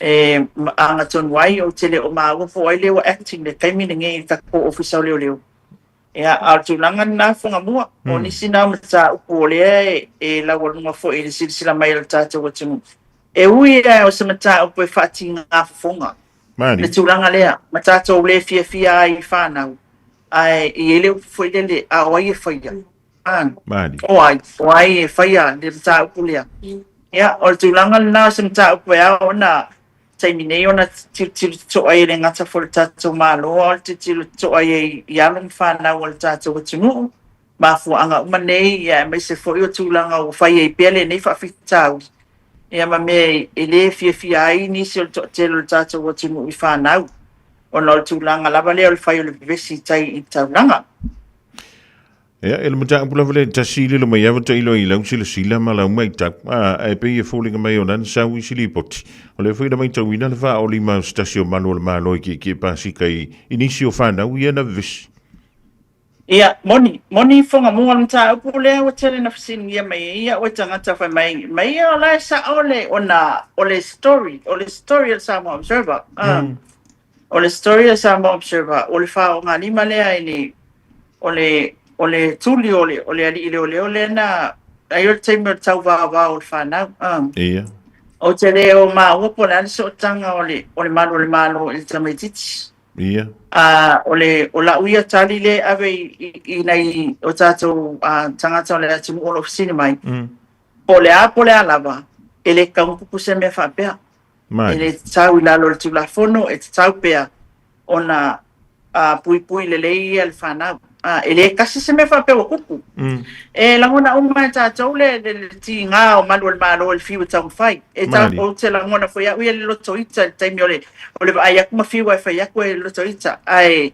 tātou te maua whaatasi le omsa ia wala awal whakupu awale avele me lai whakupu mai le si soli ngā tulafono o le whaao o lima ma le whai o whanau I le tūlanga lea o le tūlanga tonu wale na peo foi lele ko kele nga mini mai au fe mai o ka le media o ma foi lele ang mai fai lo ale mea ko o ku lunga yoi o ku lunga fai mai o fa wa fai leo le amala moni le fam tana ela ngona foi ela lo tinga al fai atu ele ke ai mo le tato savalia le o tula fono male tūlanga mi o tonu ele te tau o le whaia se mea whapea e le whanau. Mari. Ai I le whanau foi la, e te tau o nau tangia. E lua mea e kakaunga mawhau i le whanau, o le atu nuu nei te no fuai. O le atu nuu e iai ana tūla fono. E sawa vali tangata uma le tūla fono. Lua, a whai aku le leo ia o e usta iloa. Ai sea, e leo se leo musau mai longa a inga. E whai aku ia o e sona lawa whaitalia. O lea, leo na ala na whaatino la na ngaluenga o le tūla fono. Tūla fono. O ainga whai ar tūla fono? O tātou. O tātou tamana awe parimene o tātou ioe mai e lalo maka ko tūla fono. Aua foi le avea le tūlanga o lo le fia le tāu fi o e leo ai le kau fia o. Ma mea e te oso e le ai. Aua e te whai se mea whapena tāu fia tulo o e leo usta ilo ai pe o tūlanga na o le foi ia leo na whaatupu le tinga I malo ma maafu ai le tūlanga lea. Ia, o nisi na mata upu. Ai, ia le maka upu lea ni fonga mo o ke lope na e o le fasisi ni mai ai pia. I le whaai unga I le mata upu lea I le keisa ananai ma. Ia, o la u sisilinga lenga kaua waku. E le nganta le mata upu na I le whaai unga o le keisa. Lau tau sili atu pe le I maua mai se tala. I le manta upu foi le na whapea e whamanolo e le whionga iana. Wa le mai tau atu te le lopo wa atol masina pea li lumai au. Talon whamanolo. Na paule mea neo ke mawhawhau iei. O le su engo se pei mingi o lona ngai pe a whaingila ai uman masinga. Le lau mo ia. Pe a whaingila ai uman masinga le uman masinga ai wai o leo te whaalonga to ia. Masina live with pay, suspend with pay. I don't know, winga la malon masina. Ngasu alo le inkian me. Ngasu alo le inkian me kong yang along. Ai le o maua mai se updates po se tala le tamai po le le tulanga wanga I le sa linga e ni vaenga foi o nei masalo mia e ni vaenga wa tau maua mai se unga o le mata pula. Yeah. Wa ia. Wala ngai, wa e sila fia e o tamano si anga e foi o tawai vainga. Mari. Wa e sila fia foi le pulo kau ke pulo wai. O le ale vai pangoa lo langi e fe mai lai ama e molu e le miri anga ke ilo arika. Mari. O mela ana lo te fai atu wai. O naite, o te ilo mai le winga o tala le fajeti. Oi. Io e le o malolor kala e fe avea. Mari. Ele o malo lo mea uma I lo watu langa fa tangata fa salalau fa tustala ia o kako uma kuskala e ele me fengale fa lau investigative report e ke investigate foi pera investigate leo ia ai o le tulanga ta ua ia tia ia malu mea uma I lalo le process po Mari o le winga na la uia ma batspea o le ala vale lo mana o le ala vale tala te whaalongolongo iai malala ai o taringa ia malu mea umai lano o le whaangasolonga lea se ia mai amai ele iai se tūlanga wata ua mai wa iai se isi tūlanga o se whaaiunga pea na paua tūlanga le mate leo te mai taua o nai foi ele o sanga ta foi le vini mai lo le ke foi fa pe mai ke leo vini mai o le ofisa ke ala kule ele me le nan fa mai ko lo po ko i ya o le lai e fa solo mai pe mana o ngale ofisa leo i me mana o mai e fa ilo atu nai ma batu ia mo ala tu suenga ya ai o ke fa mo o Paulo ali fonga mo o saulo na ave ma Paulo o ke fa mo la ele fa mo o Paulo e ai le moli mumu mana malama i le endo le tano le ka ko ke wi al time ni ina ia ma fai ona tato manino ai le mata vai ala bawana le mina o fi tano atu ai wale mo longa e fi sili mai ai fai unga le ai ono lo va ai o fai e theory ka ngaka ile fai unga ya ai ole tulanga na o abatu o ke respecting ale fai unga le Ora lava o ke respect ma o fala ngi al fa yung al fa masno mari nga pola po ya se ta to te fala ngi ai paule me na o te nga va ai wi al fa mtala ina al fa yung al fa masno so le nga mai al fa yung tu sia al fa masno ina ia ma fa yo na tato fa tau ai o ma ko kere al fa yung al fa masno i molianga e lua molianga molianga na moliai le sunga ya visesio ia ole issue lea ole e fapea ole issue le nga abaku famasinonga mo sana famasinoina pesa saini ele sunga bisesio ia ia consent letter the consent letter mantua na file consent letter pesa saini ele sunga bisesio pele ai ma file consent letter ave lua penga saingi bisesio le deed ole loan le ole loan ole afingi ole housing ole fale ole mota mari ole evidence la leo na kola ye leo tanga tai to ole tama i loan officer anupifa ya lua ole li leo na tai ulu faingal suen ia malo to lu ona nai ole tangi ni ta pu nei ole tangi nai na fu ona olona manatu na tele isainia selon se deed ele isainia se deed lua na tele ifaya se consent letter mari ya ole maula le altama ta ile loan officer ele iva aia nai o alatu le saininga le taimi na saini ele deed ele iva aia nai na watu saini le deed mai le tolu tangata na watu saini it's supposed to be 4 people e kaunga whaka ia karentoas ila tau ia whamaunia long na suswani ia misesio ele iva aia ia nai o watu saini o lana maulea mua na famaunia mai tama ita isa o atu ia fatua o lewa na molia ia mapepa o le long avatu waile pay slip palo ko lua ile ofisa o leo avaku waile bank statement ia mali consent letter consent letter la le avatu sign ye na nai mali e avea ia makarentors o le long le avisesio mua ele i afangi ele i aule faya me umaya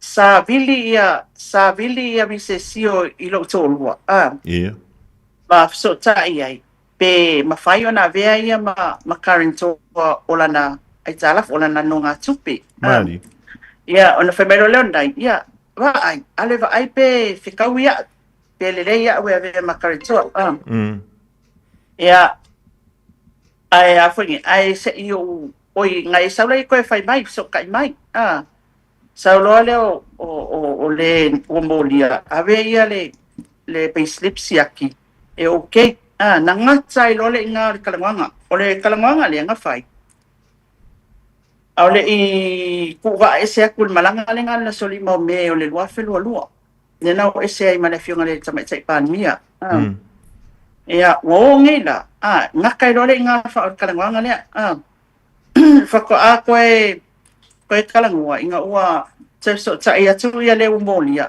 o le okay a le wa manga o no pi fa la sengi le long ia o ina lo la le na fa mai lo ia nai tang lo sen mai langa email ia I no pi fa I o la as fulfitu o uni as fulfitu o uni lo fa lo o leo te overseas le malanga male fionga te mai te pandemia ai mali se I o tau watu ona o saini le ia mai tau mai la oi o le loia na saini I luma le long le ale visesio sunga visesio o le tofa fai malom tu mo me film sio o le tasi foi le na tangata saia mo ma wina pe on ta wel ta mai tai fai long ia na ave ia pepa le legal team ina wa umana saini le deed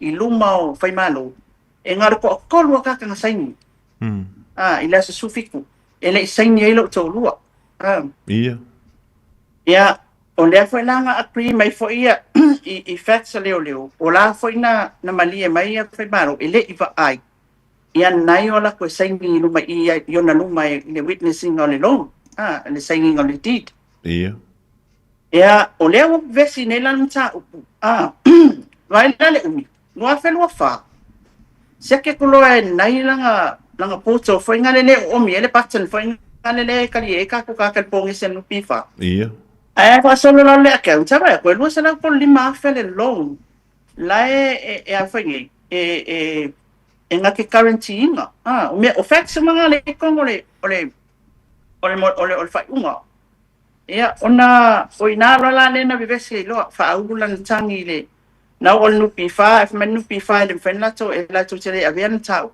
fa ngata e le fenla la to avian ta pure tula fono so alu lo ale na ia sikle le fain tangi le official le ta ave lo le official le ta pu ole ile fa masinonga o le mela le na tupu nei le wa mai il fa unga fa masinonga fa le nga mo nga avise si o le fi na unga avise si o la iai na saini na nai na o tau rungu mai la so lua va nga saini na tito lo ne la se su fiku i uni lua felua lua o lai a felita I Rwanda lo ko lua la nga o mfia mele ile fono le jakom le nga saini e ko kolu le fa me nga saini lungo loia ele saini ai nai fo I mai nai la so lua vali le wa va tu fi na unga tono fa masino nga fa mai nga fo I mai la so lua vali ai al wakule o molia ma le pepole ma le faila le ia le pepole dit fa saini mai kai o le falol mano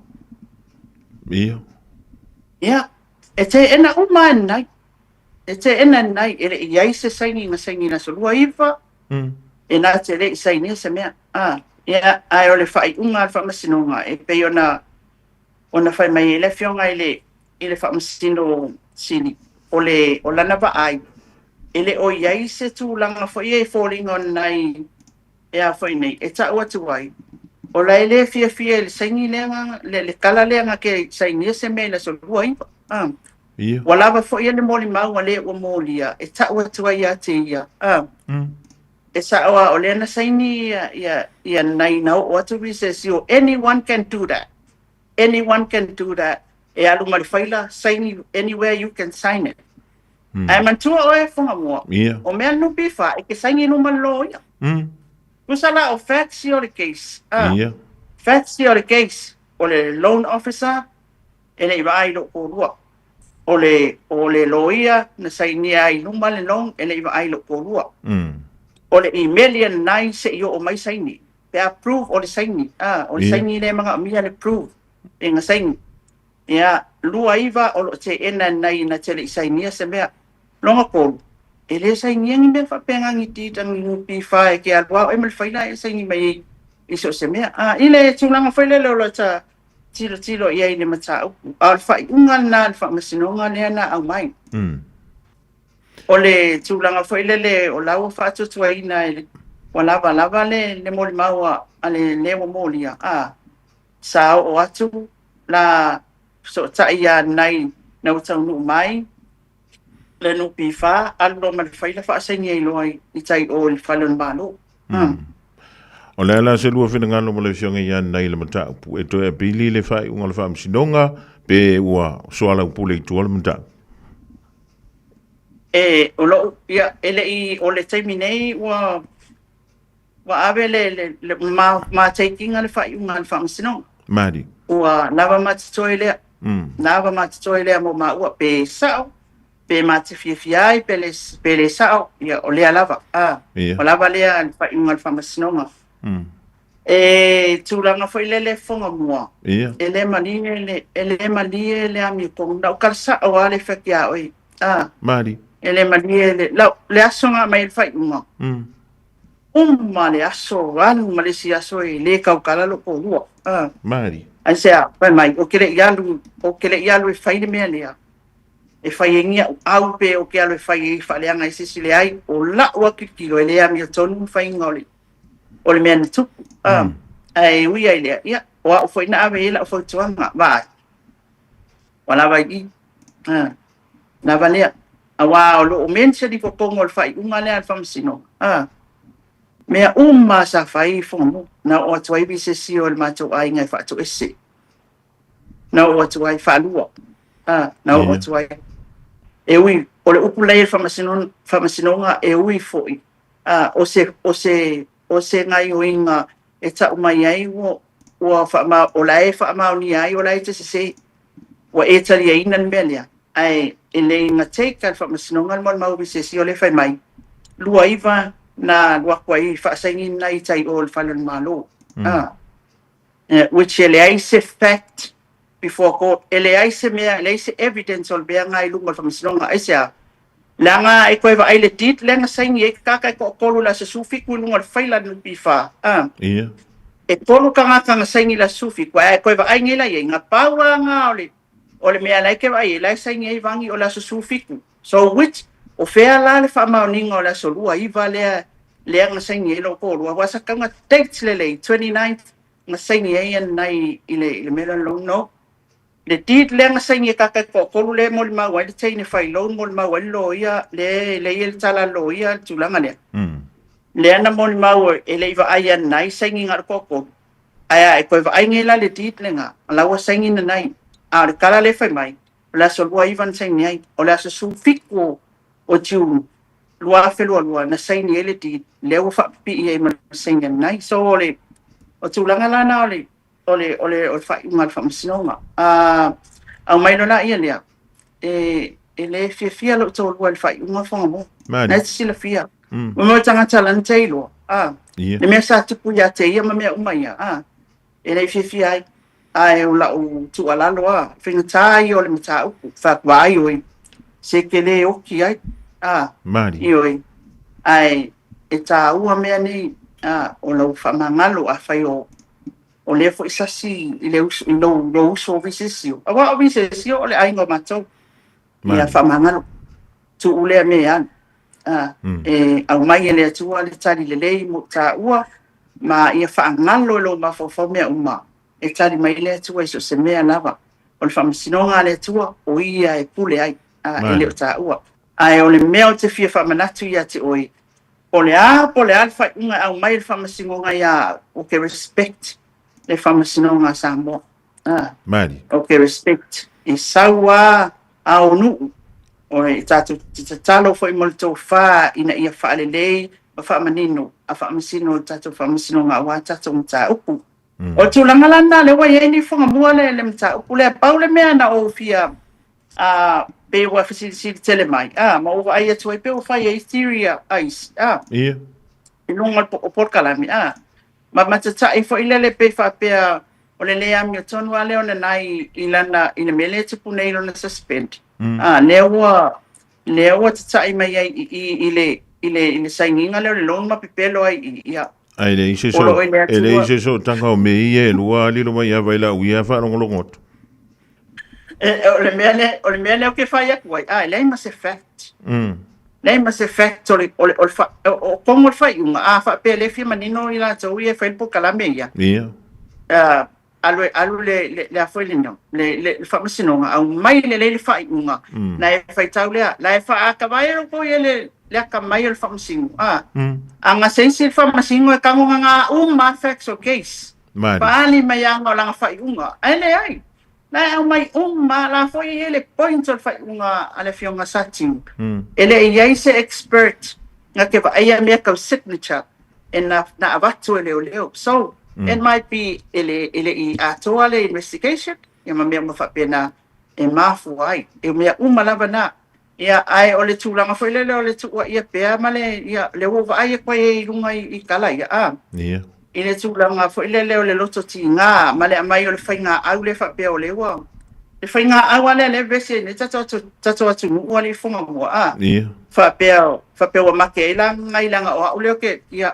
ole la u fa pe tula ile la kala mo ia le fa le kanga kale fa me yanga au ia ile va o vai no fa ia lua wa le o fa lo tu ai I upu ia o le keisa nai e mai tau mai ei o le fa lau theory le o loa ma le me le te fa pe mai ei pe ia ngani ngau ko fa wa ia la ko pe ma ma ke au le HRPP me va penga o le keisa le a ka ko fa por ki le keisa le o te whaiati ati oi, kua mamawa ni maa le HRPP, esia, the CEO of NPF at the time is an HRPP, na kofi le HRPP. Nga iloa, the lawyer leng saingi ai luma le long lea is an HRPP.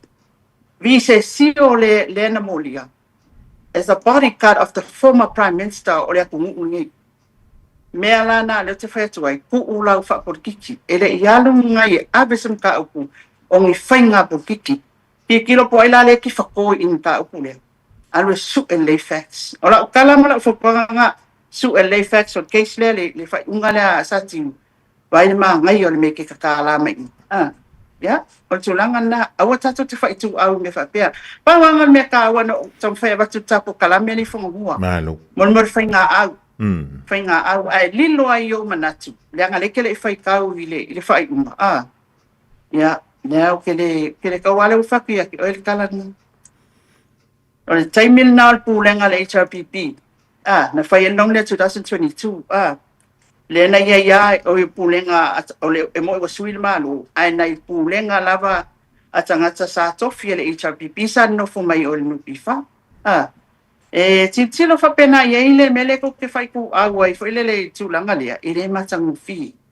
Ile matangu fi ile fa pe na sala ngona na la ina avel mta uku ai pe wa pe fa pe nga mai le tulanga le ia ile matangu fi fo ia ai fo ngabua malo facts not case ole tulanga ia se pili ma se me penga le se me fa penga stay mi mato feilo ai fo in recession malon to wa ile abi fo fainga awia ma me la fa ne nga ko ia o fa va ia o se Pamalam lama ti dia tulina tu sai ole fai unga lea wa telea pisa mai ia ma u ia ele fai kau yes ka ko vainga ngai fai unga ya mole tulanga nga fa taili lo mai va tonu ele fingo fia mata pu fa penia mi se lava pa fai o lo wa ainga o lea a fiai tu tonu ni mata pu fa pe mole tulanga nga fa tai ona ole te tala o lo whiringa lo ina ia mawhai o nā ili mai.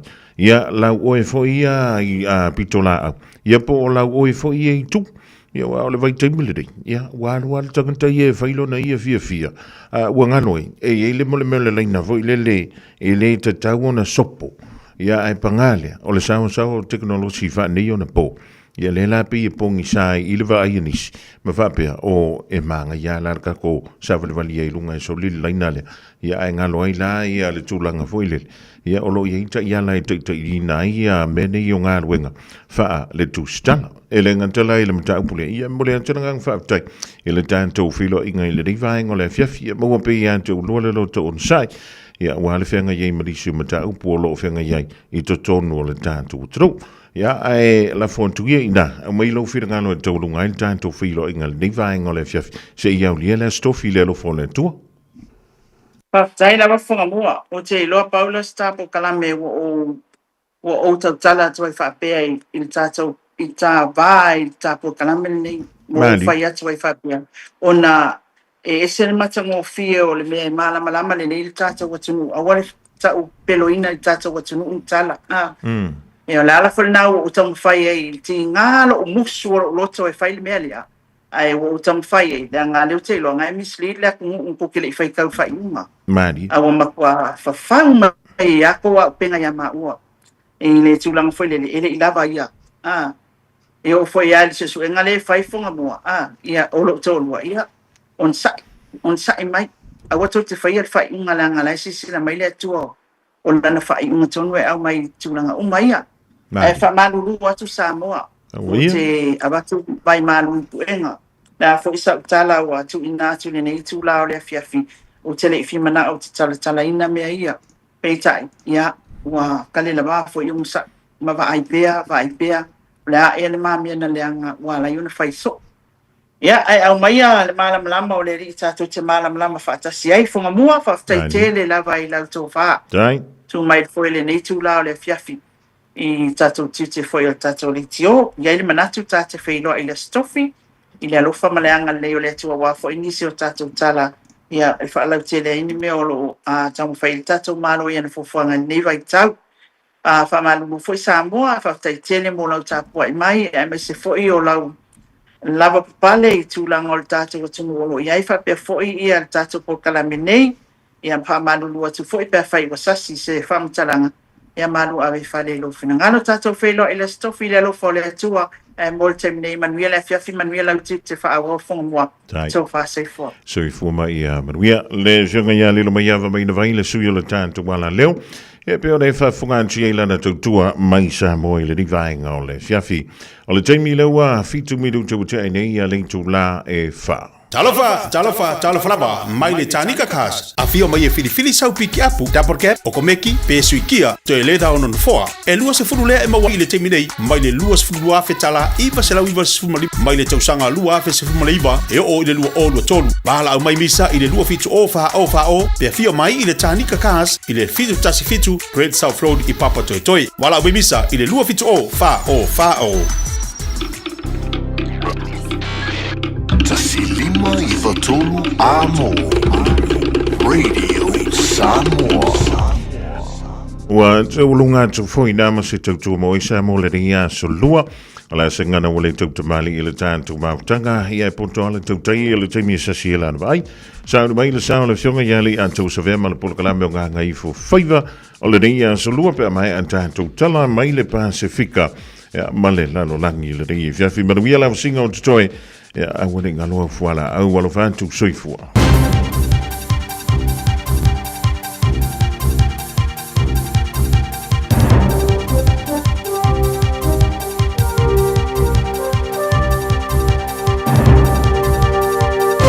A tan fatu se whapoponga le nei o talafou le Radio Samoa mo le nei a solua. Ua lipatia i le BBC le so ua moni lava whatanunga o le lalulangi fau o Trump, ma ua amata wa aia Europa ua whaia vave a lato fituna inga. Ta ua le ripoti o Munich, e loa tele i ana whale o loa ma ta avale whailafi, pei ta iwa wa aia le teminei i ona mga ala, le whaapipi i ai o whaailo ma whaasaralango whaapisinisi e whaatatau i drones. Ma whaeroa foi le ripoti le tu i saute o Bavaria, wa avea malo whanga au tu o tūranga tau le puipuinga, ma le whaateko na rosi, ma ua taula i aire wa ai i AI, whaapea foi drones, ia ma le pota whaona pōne i e fausi ai ta avale ma whai ona whele lei. Ma whaeroa le BBC o lei unga o ni whinangalo whaaria sa o ina, wa ilo ai, e siria ma le rua vai tolu o tangata Europa la tau te langona, wa le ua whaamata uina o la tau o tunu. O se amani le tunu mai rea whae tua le rarangi, o lo malosi i lona tuuina o fesosoani tau militeri maisi i a Ukraine, e maise ina ua tau fia fesosoani a veane mai Amerika. Wa mai tawina o le vaa a Amerika le USS Abraham Lincoln, wa li putia le vaa lata i Iran, a whaabau peono na ia i Washington le atunu i lana porkalame wha militeri e meise, o le mata upo whaatatau le au te te e le whainga malo, le wa li putia e to tele wa mariri wai. O le vasa nei wa fuafuai le whonatanga sui o Amerika ma Iran i Switzerland, ma wa whaeroa Iran o lea whonatanga o le atau la i le lato porkalame niukilia, a toi ma leono ave sea o sa whaia e Amerika ia i lato po sanctions. O le vaa leo le Abraham Lincoln e na te whea vea ia le iwa se pulu o vaa le tau a Amerika ma se au vaa e siria ma le lima afe. O iei ripoti o lo uta wai wanga i atu fo i leisi vaa tele a Amerika le USS Gerald R. Ford i sasae tu tonu mai ono taunuu i tonu o le tolu vai aso lumanai. O te whaafoi ese mai e leo i Suria, se kulupo ni tama i tai ma tamaiti mai Ausitalia, ina uo ese mai se camp po o se tonga lawa pinga i reitu i mantu i se sae o Suria, o se no whanga e wha mautu waitanga tai wheta ua ina e eiso o tanga i le ISIS. Ta ua le ripote le 9 News e leo manino mai de teminei, pe o le awhatanu uina la rātou whai ngā malanga a o i rātou lo o au fia de kulupu lea e tōru sulfata mai ta imata mai te tō sultasi mai a inga e se furumaratasi. O whai loa le fuafuanga sa iai e o ese mai le camp sa iai maanga i atu le laumua o Suria o Damascus ma where leia nea i Australia. Le mafuanga o liputia o toi tau fia i lea fuafuanga mo le kulupu lea o na wata ua ele i mai apetu na ingolo o whai e whaatatau ia i lātou ma le ale ma whai o na whai malanga ma wato e fo ia i le camp.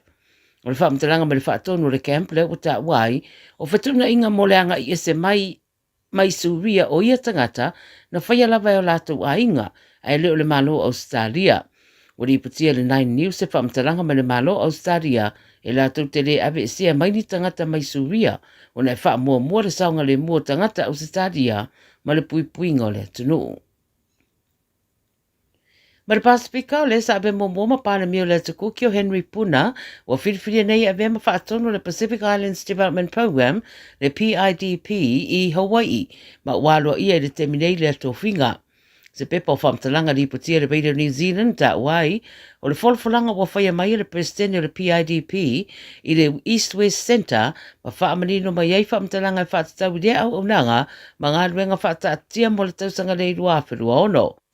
O puna le ulua i tangata o le atukuki, le whiriwhiria e avea ma whailau tusi o le Pacific Island Forum, ma o whaftai a le palemia o iei nei o le atukuki o Mark Brown, le tōwhinga o puna o se awa noa tāua, ma o se wha e foi i lo lato o tunu. Ma le tala malmuli mai Vanuatu, e to o whaisi tangata wa whaapopo atu le au maali riu mai le tale vivini i te tonu o Vanuatu, wa atoi le to o fitu tangata wa a fia soifua i lea ngase pe na riputia mai le Vanuatu Daily Post. O le to o ono i lato wa maali riu o whailua na a fia i le whaitu o tana, ma le to o tasi i le tūmalo o shefa, ma o le to o tolo i lato wa maali riu o tamaiti. O le tale vivini po le whooping cough e pe ona whaelua i ripote le leitio whawa maloni sila e wawe tere ona pepesi mai a fiaito tonga le tangata ono le siama mai iwi na whai te tele tau whaele tonu wai ma le mahanawa. Whamanato le soifua maloloina Vanuatu i le tunu au wala e tau fiaile a fia i le tale vivini ma ua whaelua wa yeisi na whai titinga o tangata a fia pe a whaatusa i le tausanga taruai a o loo wha au peo na pepesi. E o mai le vai asanei e fitu se lau ono se furu tangata wa a fia i le tale pipini i te tono Vanuatu. Tala ia le video Samoa mo lau wha whonga mai le negi aso soifua.